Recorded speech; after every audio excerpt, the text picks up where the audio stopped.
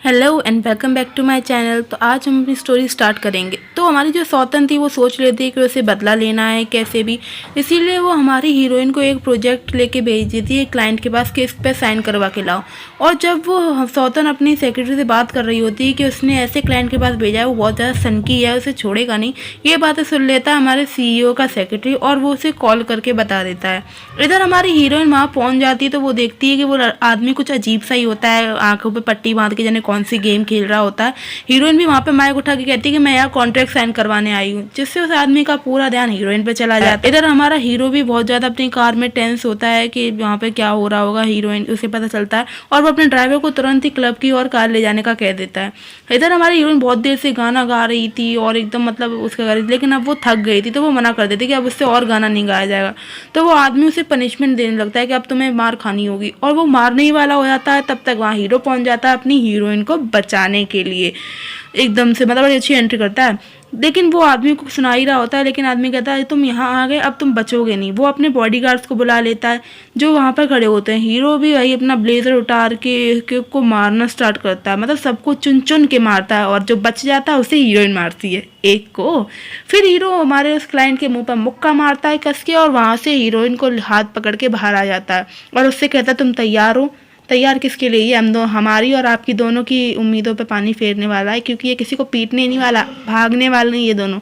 लेकिन भागते हुए ना हीरोइन को हमारा CEO बहुत ज़्यादा अट्रैक्टिव लगता होता है, मतलब उसे उसकी तरफ वो थोड़ा अट्रैक्ट होने लगी है। भागते भागते वो पहुंच जाते हैं लिफ्ट में और जाते नहीं, जब टाइम बुरा हो तो सब बुरा ही होता है, उन दोनों के साथ भी ऐसा ही होता है। लिफ्ट रुक जाती है और वहाँ की लाइट भी चली जाती है, जिससे हीरो ना एकदम पैनिक करने लगता है, क्योंकि उसको एक ट्रॉमा था लाइट का, जिससे देख के हीरोइन सोचने लगती है कि इसे क्या हो गया, इसे अंधेरे से डर लगता है। तो बस लाइट जैसी दिखती थी ना, कैंडल जैसी वो थी, वो निकालती है तुरंत और कहती है देखो देखो यहाँ लाइट है। और वो है ना फिर क्या करती है, उसके लिए एक गाना गाने लगती है और ये सुनकर हीरो बहुत ज़्यादा शॉक हो जाता है, क्योंकि यही गाना हीरो जब ऑर्फनेज में था, उसे फ्लैशबैक आता है कि जब वो ऑर्फनेज में था तो वो लड़की भी गाया करती थी जिसे हीरो पसंद करता है। तुरंत ही हमारी हीरोइन का पकड़ लेता है हाथ रियलिटी में, उससे पूछा है कि तुम कौन हो, जिसपे हीरोइन कहती है मैं तो वही हूँ, तेजू हूँ, मतलब उसका नाम तेजू था। तो अच्छा तो तुम लड़का हो ना, तो मुझसे दूर रहा करो, समझ में आ रही है, मुझे सिर्फ औरतें पसंद है, मुझे लड़कों में कोई भी इंटरेस्ट नहीं है, ऐसा कहता है। और तभी वहाँ की लाइट भी आ जाती है, इसलिए वो दोनों वहाँ से बाहर निकल आते हैं। इधर हमारा हीरो अपनी सेक्रेटरी के साथ होता है और वो है ना हीरोइन के लिए खाना लेके आया होता है, उसके अपार्टमेंट के बाहर नीचे खड़ा होता है और हमारी हीरोइन तो मस्त नहा रही होती है। उसके पीठ पे वही गोल्ड फिश का निशान था जो कि हमारे हीरो की उस चाइल्डहुड क्रश के पीठ पर था, यानी हमारी हीरोइन ही हमारे हीरो के बचपन का प्यार थे।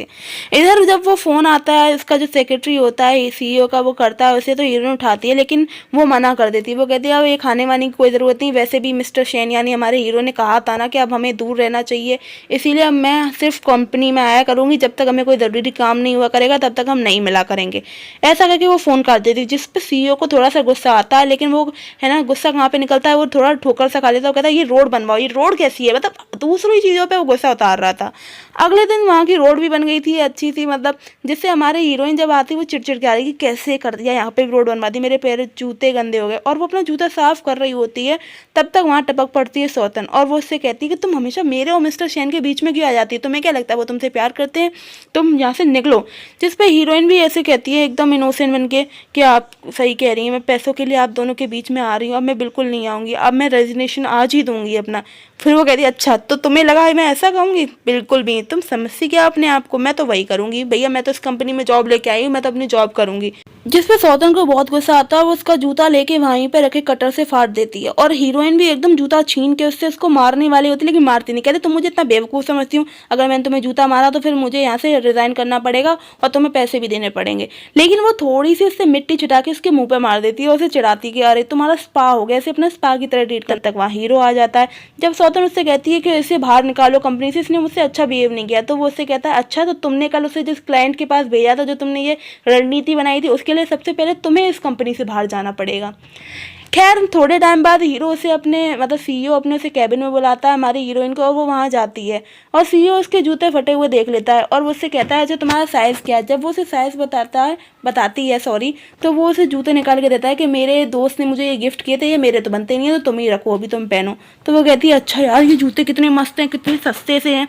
जिस पर हीरो का सेक्रेटरी मतलब सीईओ का जो वो सेक्रेटरी होता है वो वहाँ से कहता है तुम्हें पता है जूते कितने महंगे हैं, इनकी कीमत, और ऐसे बताने लगता है। लेकिन हीरो उससे कहता है अच्छा मुझे लगता है तुम्हें अगले महीने अफ्रीका वाले प्रोजेक्ट पे जाना है। मतलब वो उसे बताने के लिए एक तरीके से मना कर रहा होता है।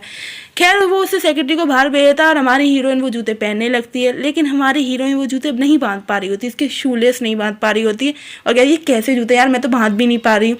तभी सीईओ आता है एकदम फिल्मी स्टाइल में, मतलब यार ये जो चाइनीज़ ड्रामे होते हैं उनमें ये मूवमेंट होना ही चाहिए ना, अच्छा लगता है।